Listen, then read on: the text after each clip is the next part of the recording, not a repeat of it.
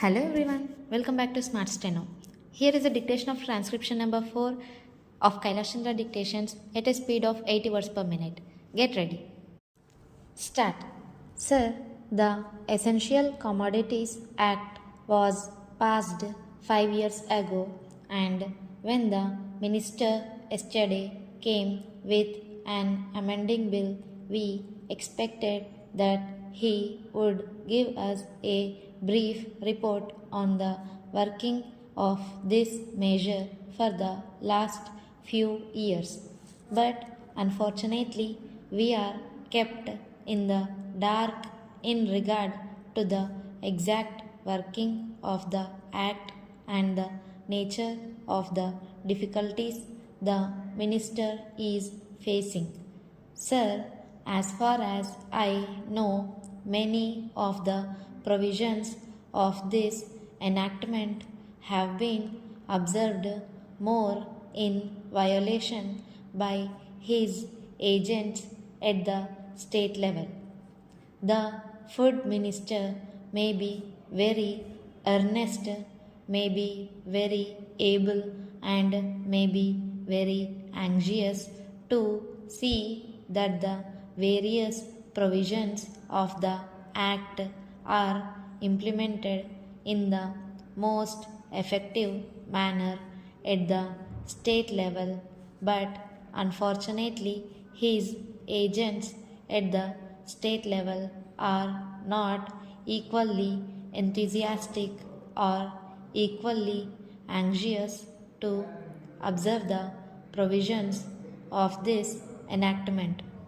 The most important objectives of this enactment are to control the supply and distribution of commodities and to maintain a stable price level.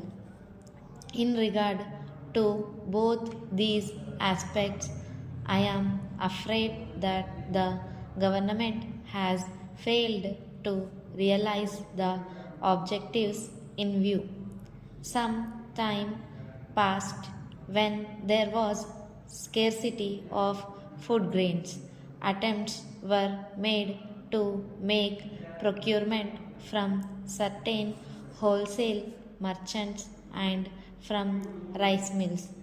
In my own state, I know of many instances of such procurement where, after making known that certain things had to be done and certain steps had to be taken by the merchant community, nothing was done later on by the government when they found that these very orders of the government were violated.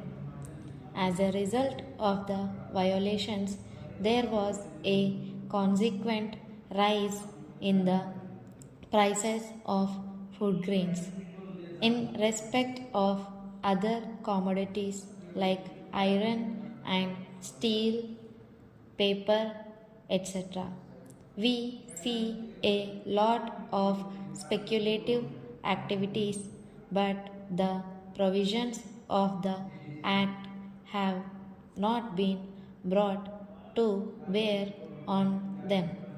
Perhaps no case of prosecution was launched against those people who contravened the various provisions of the Act.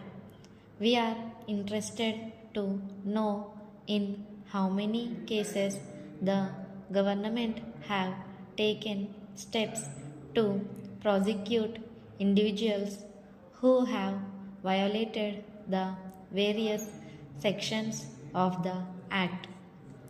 The minister said that the powers under the Act were not adequate.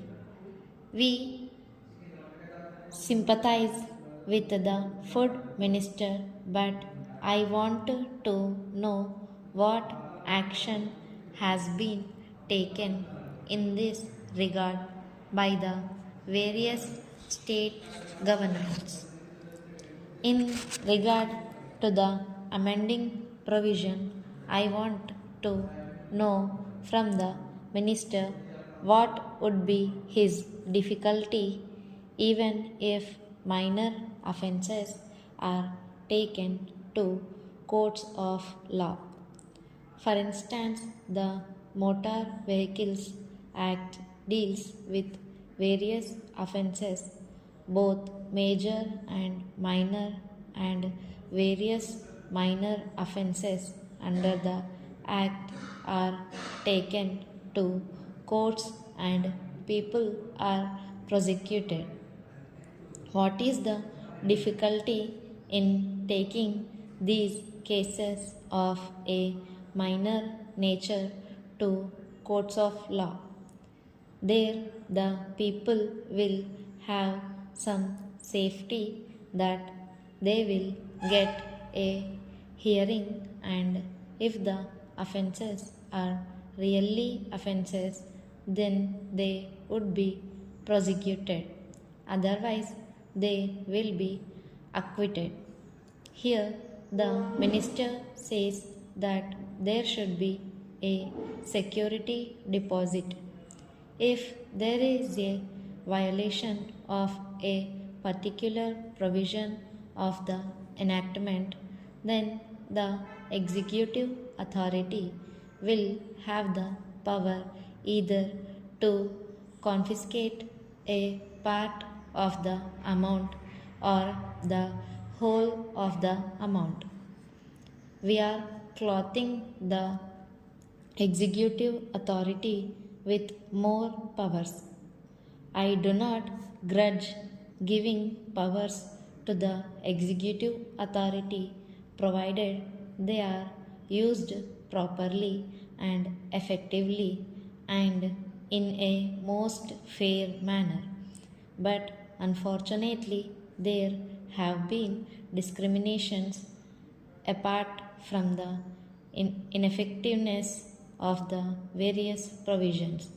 Wherever these provisions were used, there had been discriminatory use of these provisions against a few or in favor of a few. Normally, when officers are clothed with more powers, there is large scope for corruption. I feel that it would be desirable to avoid such malpractices, and it would be desirable, I think, that even for minor offences, the parties should have a chance to defend their actions. I do not think that this problem of dealing with minor offences will become complex or complicated in any way. If we take them to courts of law, I want a reply from the minister in what way he is suffering from a handicap in dealing with minor offences or offences of a technical nature. The honorable member made the point that even if this thing was acceptable to the House, he did not know what amount would be demanded as security. So, the minister should tell us what amount is normally expected from a license in all cases and what the offences are which are of a technical or minor nature which he has in view. We are not told which are major offences and which are minor offences. Clarifications on these points are necessary. I wish that the Act which came into effect long ago was implemented properly. I know that the minister here is very earnest in implementing it, but his colleagues at the state level and at the central level are disappointing him. Thank you for watching. Subscribe for more shorthand dictations. Like and share this dictation with your friends and comment your doubts below.